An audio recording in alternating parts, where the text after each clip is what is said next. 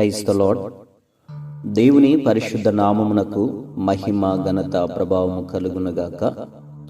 క్రీస్తునందు దేవుని బిడ్డలందరికీ శుభాలు వందనాలు తెలియజేస్తూ ఉన్నాను. ప్రియ స్నేహితులారా, ఈ శ్రేష్టమైన సందర్భంలో కూడా పరిశుద్ధ గ్రంథంలో నుంచి ఒక ప్రశ్న మీ ముందుకు తేవాలని నేను ఇష్టపడుతూ ఉన్నాను.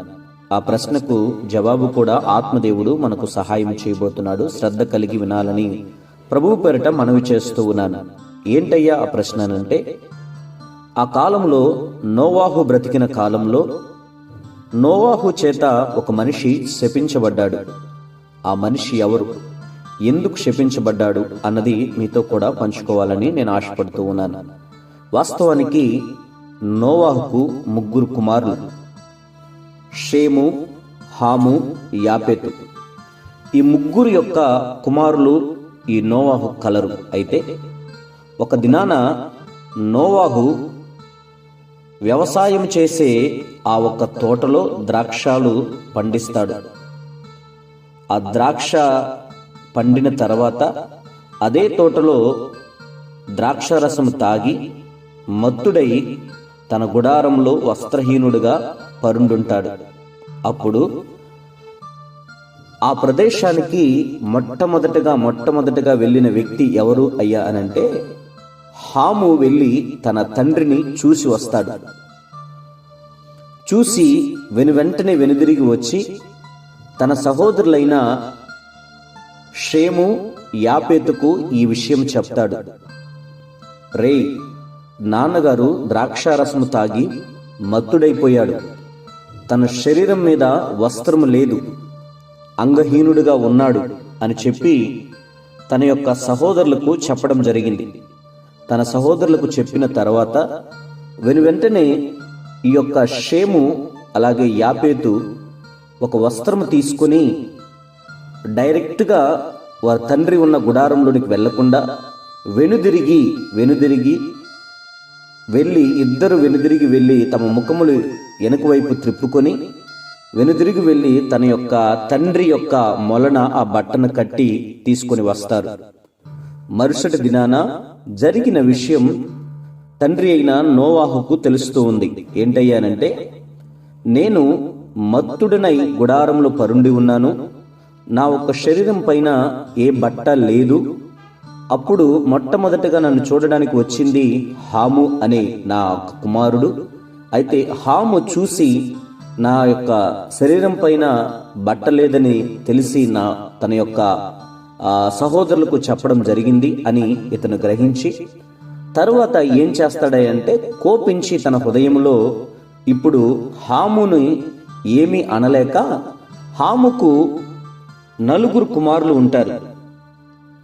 ఆదికాండం 10వ అధ్యాయము 6వ వచనం మీరు చదవగలిగితే, హాము కుమారులు కూషు, మిస్రాయిము, పూతు, కనాను అనువారు. 4 కుమారులు. తన యొక్క కుమారుడైన హాముకి 4 కుమారులు కలరు. వారిలో చివరి వాడే కనాను. అయితే ప్రియులారా, ఇక్కడ చాలా జాగ్రత్తగా మీరు గ్రహించాలి. ఏంటయ్యానంటే, ఇప్పుడు నోవాహు తన హృదయములో కోపించాడు.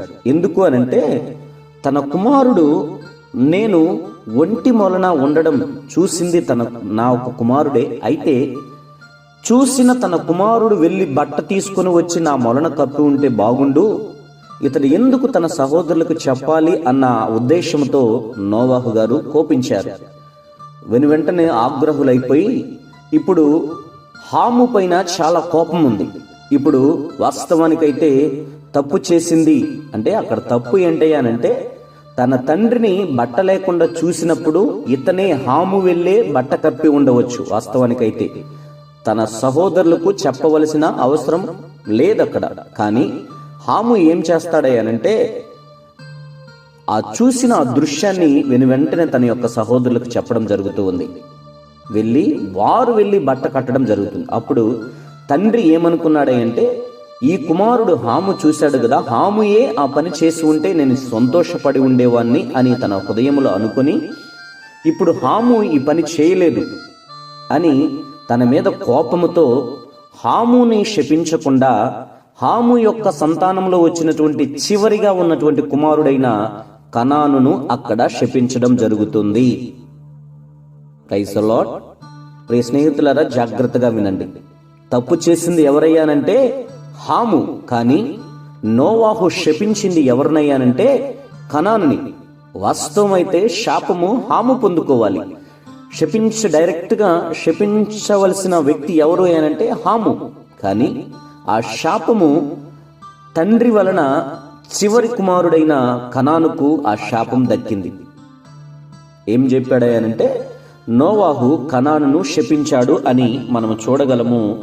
25వ వచనం, 9:25 వచనంలో మనం చూడగలం. కనాను శపింపబడిన వాడై తన సహోదరులకు దాసాను దాసుడగును అని. ప్రియ స్నేహితులారా, మీరు బాగా గమనించాలి. దేవుడు భవిష్యత్ జ్ఞాని కలిగినటువంటి దేవుడు. మనం ఆరాధిస్తున్నటువంటి ఆ దేవదేవుడు చాలా భవిష్యత్తు కలిగిన వాడు.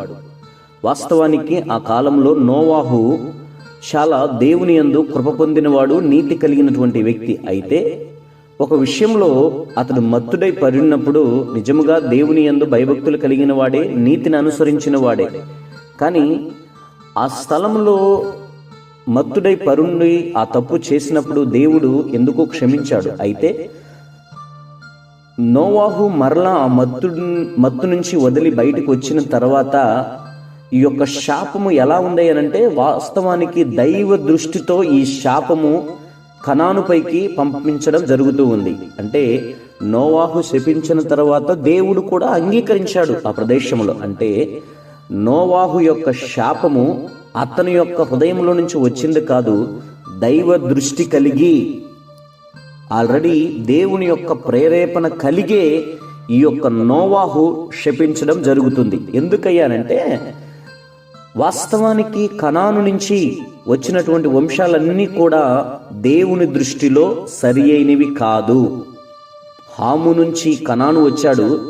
కనాను తర్వాత మీరు చదవండి 10వ అధ్యాయం అంతయు. కనాను తర్వాత ఆ ఒక్క వంశావళి అలా వెళ్తూ అమోరీయులు, కనానీయులు, పెరిజీయులు ఇలా వస్తూ ఉన్నారు, సంతతంతా వస్తూ ఉన్నారు. అయితే వీరందరూ కూడా దేవుని దృష్టిలో సరైన విధంగా జీవించలేదు. వీరందరూ కూడా దేవునికి అక్రమముగా జీవించిన వారే అని దేవుడు పరిగణించాడు. అందుకే పలుమార్లు అమోరీయుల చేతిలో నుంచి, కనానీయుల చేతిలో నుంచి, పెరిజీయుల చేతిలో నుంచి వారి యొక్క భూస్థలాలు దేవుడు పీకి ఇశ్రాయేలీయులకు ఇవ్వడం జరుగుతూ ఉంది.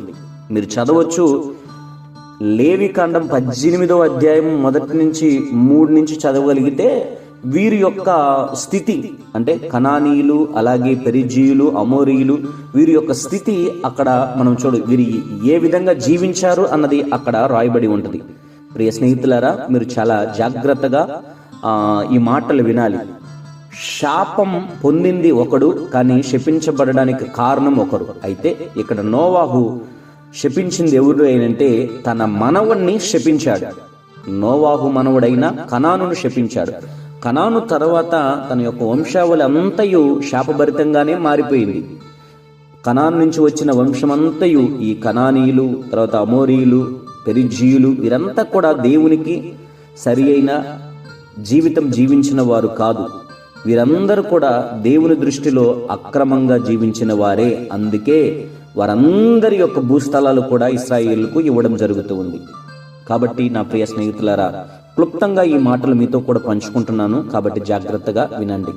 ఇక్కడ నోవాహు శపించింది కనానుని, తన మనవణ్ణి శపించాడు. కానీ ఈ శాపానికి కారణం ఎవరయ్యా అంటే హాము. కానీ ప్రియ దేవుని బిడ్డలారా, ఈ హాము కూడా తన యొక్క జీవితంలో ఎక్కడ సుఖంగా జీవించినట్లు మనము చూడము. వాస్తవానికి హాము కూడా శపింపబడిన వాడే. కానీ ఆడ పేరు ఎత్తి శపించింది ఎవరినయ్యానంటే కనానుని నోవాహు శపించాడు. ఇది జాగ్రత్తగా అర్థం చేసుకొనండి. ఇది బిబ్లికల్గా ప్రభువే అక్కడ ఆయన పదిలపరిచాడు. కాబట్టి అంగీకరిద్దాం. నిజముగా ఇలాంటి పరిశుద్ధ జ్ఞానాన్ని నేర్చుకుంటూ ఆత్మీయ బాటలో ముందుకు సాగుదాం. మీకు అర్థమైందని నేను అనుకుంటున్నాను. దేవుడు ఈ మాటలు దీవించునగాక. ఆమేన్. God bless you.